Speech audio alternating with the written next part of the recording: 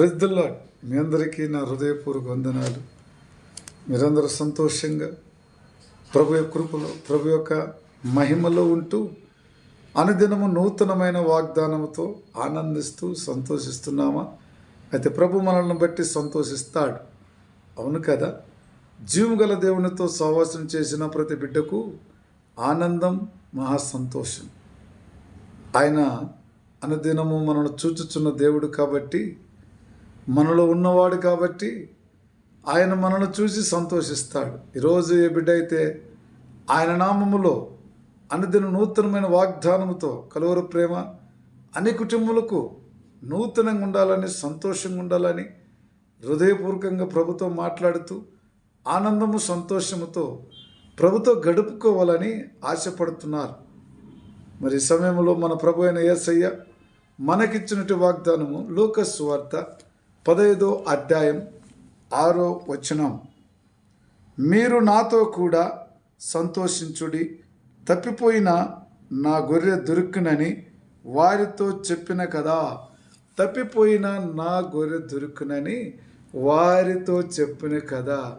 మీరు నాతో కూడా ఆనందించి సంతోషించండి. ఎందుకంటే మరి ప్రభు ఒక్క గొర్రె తప్పిపోతే వెతికి తన భుజములపైన వేసుకొని మోసుకొని వచ్చి వారి స్నేహితులకు తెలియపరుచుకున్నాడు. అంతేకాకుండా ఇరుగు పొరుగు వారికి కూడా తెలిపినాడు. దేవునికి స్తోత్రం. ఈ రోజుల్లో ఏ కుటుంబంలో అయితే తప్పిపోయి జీవిస్తున్న బిడ్డలకు దేవుని నామన గురించి చెప్పి వారి కుటుంబాలలో మారు మనసు పశ్చాత్తాప కలిగి జీవం గల దేవునిలో బ్రతకటానికి మనం ఒకవేళ సహాయం చేసినట్లయితే మనము కూడా అదేవిధంగా సంతోషిస్తాము కదా.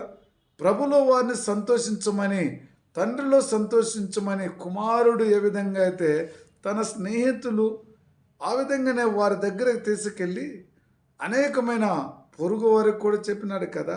అయితే ఈరోజు నేను కూడా ఆ విధంగా తప్పిపోయిన బిడ్డలను వెతికి ఆయన సన్నిధికి తీసుకొచ్చి ఆయన నామములో స్తుతించుటూ ఘనపరుచుకునటానికి వారి కుటుంబంలో అనేకమైన బాధలు ఉండొచ్చు, చింతలు ఉండొచ్చు. అయినా పరలోక రాజ్యము తన సొంతము చేసుకునటానికి తప్పిపోయిన బిడ్డలను ఈ భూలోకము నుంచి పరలోకానికి సొంతం చేసేదే మనందరికీ అదొక కృప మన ప్రభు మనకి ఇచ్చున్నాడు.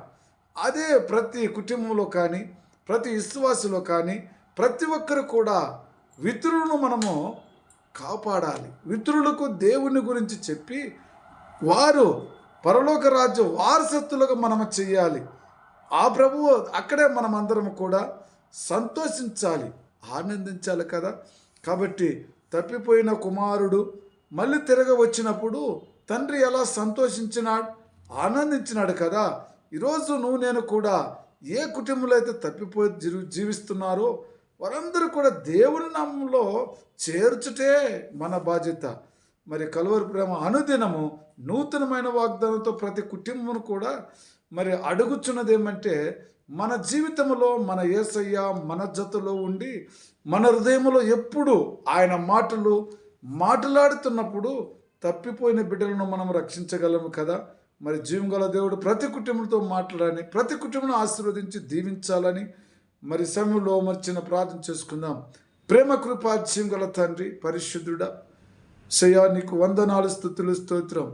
తప్పిపోయిన మరి ఒక్క గొర్రెను వెతికి మీ భుజములపైన వేసుకొని నా ప్రభువ, స్నేహితులకు నా ప్రభువ, పొరుగు వారికి నా ప్రభువ చూపించి సంతోషించండి, ఆనందించండి.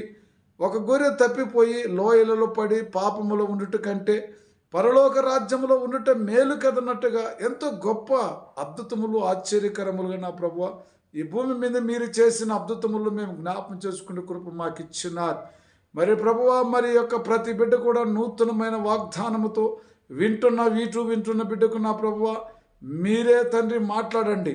వారి హృదయంలో ఎప్పుడు మీరే ఉండండి. ప్రతి మారు మనసులను పెట్టిన మారు మనసు పొంది రక్షణ పొందుకునే భాగ్యం ప్రతి కుటుంబానికి సాయం దయచేయమని యేసుక్రీస్తు నామములో ప్రార్థించున్నాను తండ్రి. ఆమేన్. Praise the lord. God bless you.